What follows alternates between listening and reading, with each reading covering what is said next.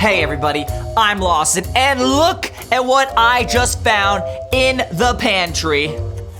Triple stuffed Fudgeroos! Mine, oh mine! Don't mind if I do.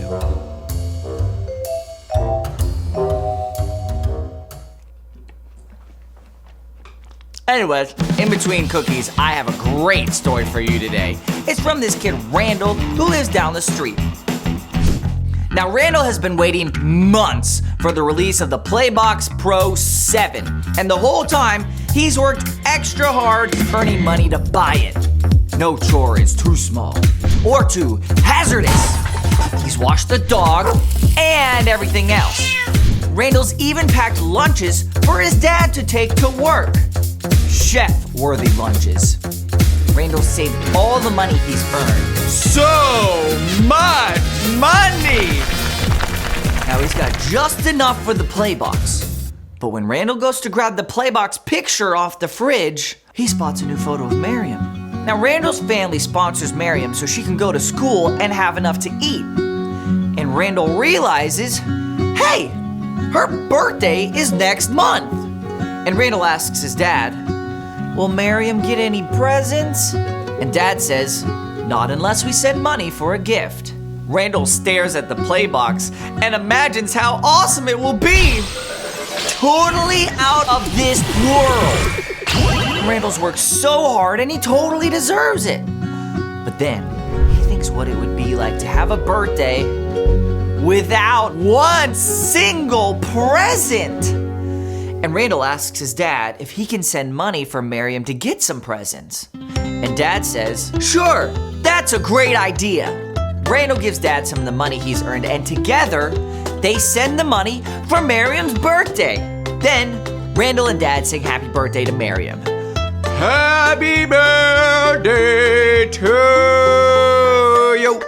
And even though Randall is a little sad he can't buy his Playbox right away, he knows that making Miriam's birthday happy was totally worth it. So kids, always remember this, that humility is putting others first by giving up what you think you deserve. Hey Mom, do you want any of these? Ooh, I thought you'd never ask. Perfect, we'll share this one. Thank you.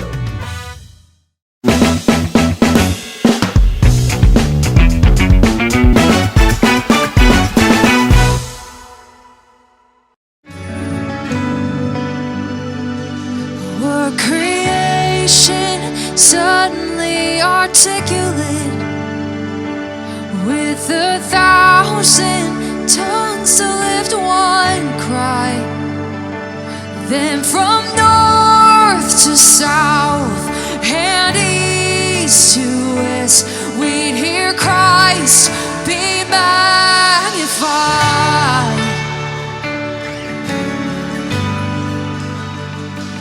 Were the whole earth echoing his imminence, his name would burst from sea to sky, from rivers to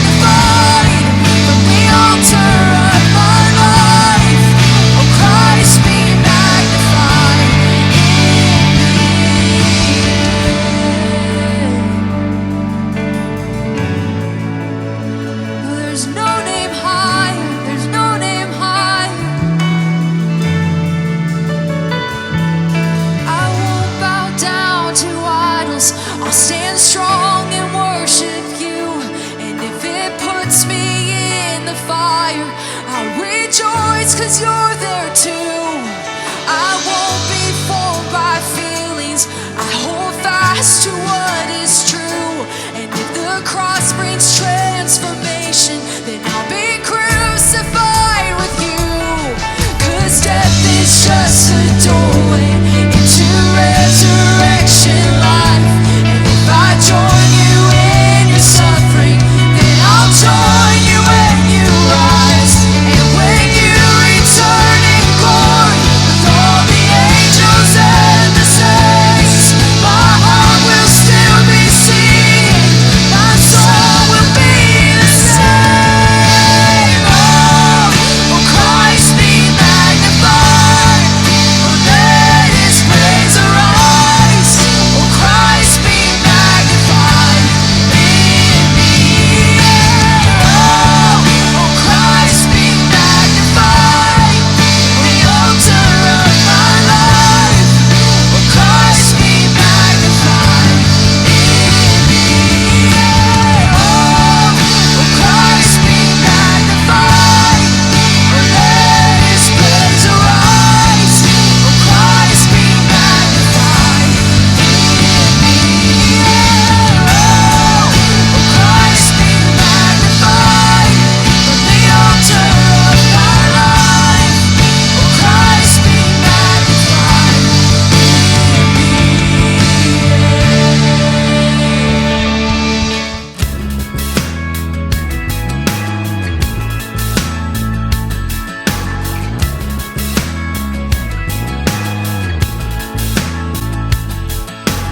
You are light in the darkness. You are hope for the hopeless.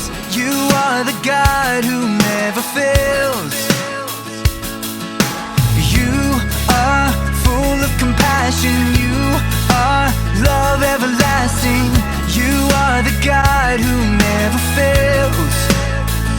And through it all, your love never changes. Through it all, there is nothing to fear.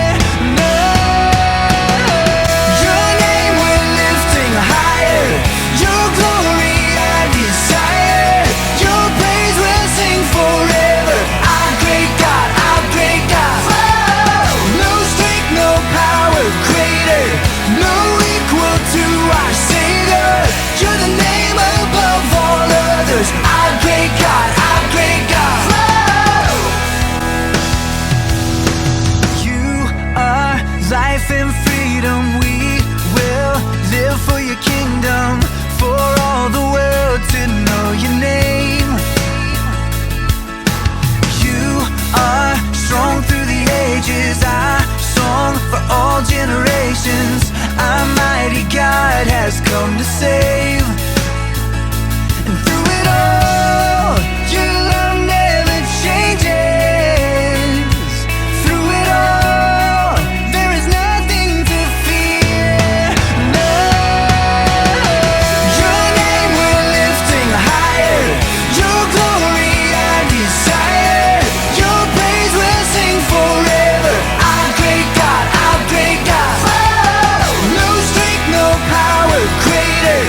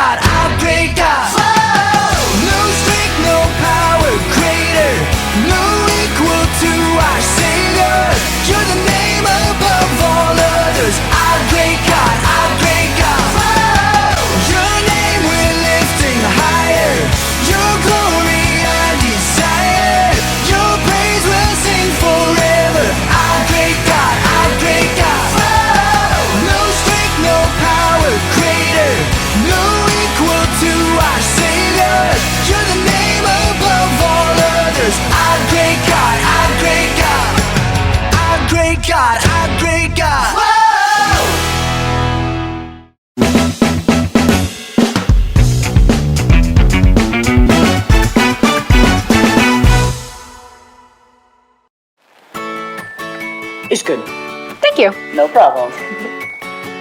Welcome to Story Lab. This week, we're talking about humility, while we take a look at an amazing letter written from prison.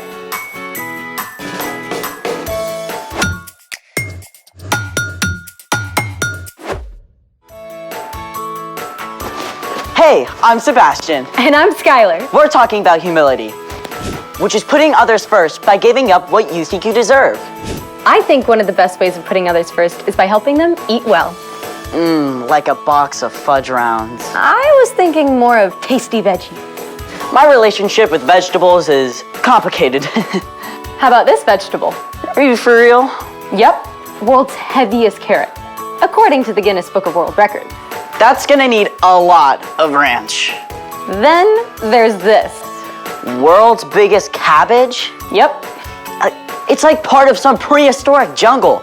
I feel like we should see some dinosaurs roaming past it. Speaking of which, It's a Vegisaurus! world's largest mixed vegetable sculpture. Amazing. Slightly terrifying.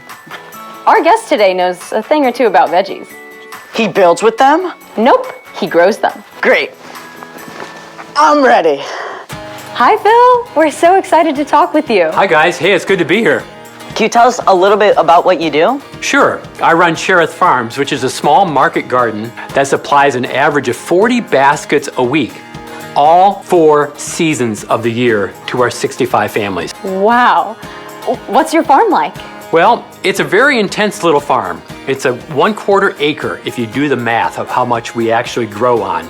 But we grow all major food groups. That's what makes a market garden a market garden. It has a variety of crops, a great diversity of crops, and we grow them all. Everything from broccoli and cabbage and beets and carrots and lettuce and kale and bok choy, onions and garlic, and a lot more. So, any watermelons? No watermelons. The watermelons would cover this entire garden. So you have a special plan of what you plant? Absolutely.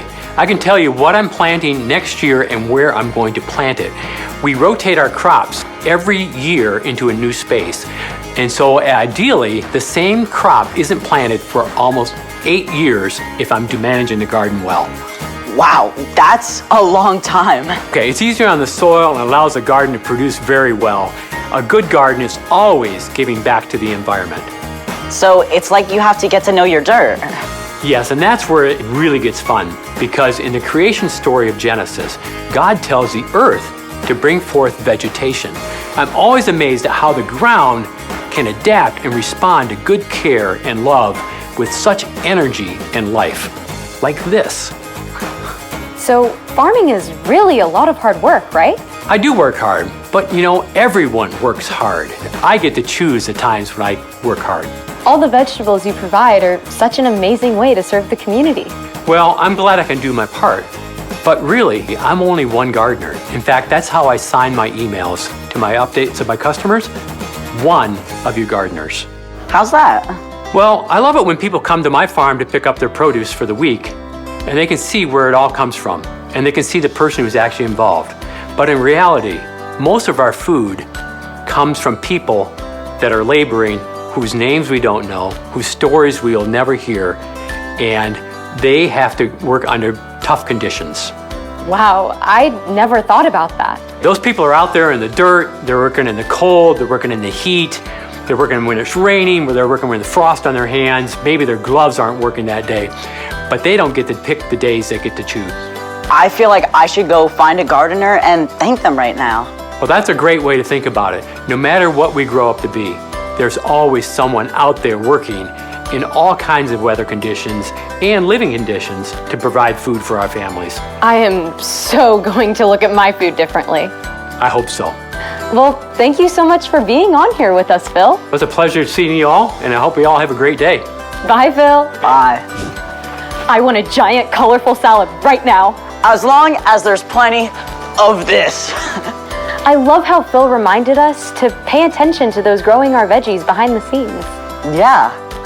Now, it's time for... The story before the story.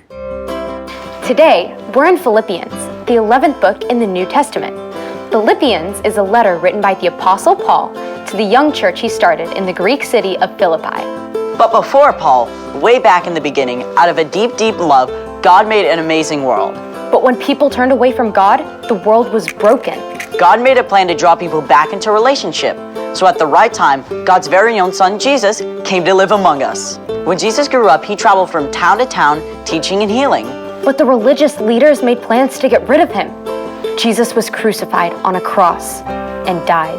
But early Sunday morning, Jesus returned to life, and lots of his friends saw him. Which is where our story starts. Hey everyone, I'm Chloe. Hi, Chloe. For 40 days after his resurrection, Jesus spent time with his friends. Then he returned to heaven to be with God. But the news about Jesus spread. More and more people began to follow Jesus, including Paul. Paul traveled all over, starting brand new churches.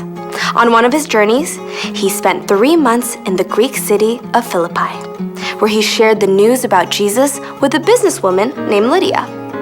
Lydia welcomed the new church to meet in her home, and it grew quickly, even after Paul was thrown in prison. Paul was released and continued his travels. Several more times, he was jailed for sharing about Jesus, but he used his time in prison to write letters to the new churches. In a letter from Rome, Paul encouraged the Philippians to put others ahead of themselves. Don't do anything only to get ahead. Don't do it because you are proud. Instead, be humble. Value others more than yourselves. None of you should look out for just your own good.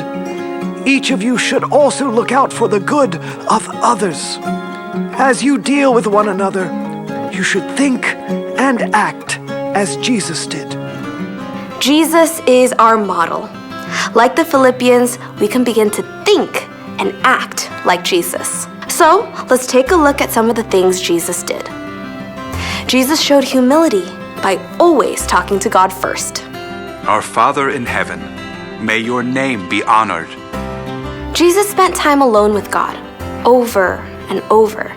Jesus took time away from the crowds to ask God for help. He did it before starting his ministry, before choosing his disciples, and before giving up his life on the cross. Jesus submitted all his desires and plans to God. Next, Jesus showed humility by spending time with those who seemed unimportant. Come, follow me. Rather than choosing the most important, well-educated people to be his followers, Jesus chose the overlooked and the outcast. He wasn't worried about looking impressive. Jesus said to show humility by giving in secret. When you give to needy people, don't let your left hand know what your right hand is doing. Then your giving will be done secretly. That just means when you do something good for others, do it quietly. Don't make it a big deal and do it for show so people will think you are all that. Jesus also said to show humility in our relationships by doing more than is required. Suppose someone forces you to go 1 mile. Go 2 miles with them. Jesus taught that when you're told to do something, do it with a great attitude, and then do even more than you have to. In the end, Jesus gave us the most incredible example of humility ever. Paul wrote, In his very nature, he was God. Jesus was equal with God. But Jesus didn't take advantage of that fact. Instead, he made himself nothing. He did this by taking on the nature of a servant. He was made just like human beings. He was humble and obeyed God completely. He did this even though it led to his death on a cross. most of us will never be asked to actually die for someone. But every day, we can look for opportunities to set aside the things we want in order to put others first. Because Jesus puts us first. The end. Gotta be honest, this one is hard. Yeah, I mean, it's just so easy to default to what I want and what I need. That's right. It takes practice to pay attention to what other people need. And then to find ways of putting them first. So, what's our part in this story? Well, because Jesus put us first, we can live forever with him. Instead of living for ourselves, we have the freedom to put others first. just like Jesus did. Just like how Jesus spent time with people who weren't considered important, you can look for the kid that's trying to make a friend, instead of trying to get the popular kids to like you. Or like Jesus said to give in secret, you could quietly share a snack with a friend who doesn't have one, and you don't have to make a big deal about it. When your mom asks you to take out the trash, you can take it out and then also empty the dishwasher, just like how Jesus said to go the extra mile. None of this is easy to do in our own strength. That's why it's so important to do something else Jesus did. Pray! Exactly. Jesus talked to God first, before anything else. When we take time to do that, we remember how amazing it is that Jesus put us first. Then God can give us the creativity and strength so that we can put others first. I think you've got it. See you next time. Bye, Chloe. So here's the thing. Put others first because Jesus put you first. Hey, let's go. Where are we going? We are gonna go help Farmer Phil. Okay. Thanks for joining us in the Story Lab. We'll see you Next time. Let's go. Today we saw how Jesus was an example of humility. He showed us how we can put others first. So our Start the Conversation question is, what are some ways that you can put others first? How can you show humility?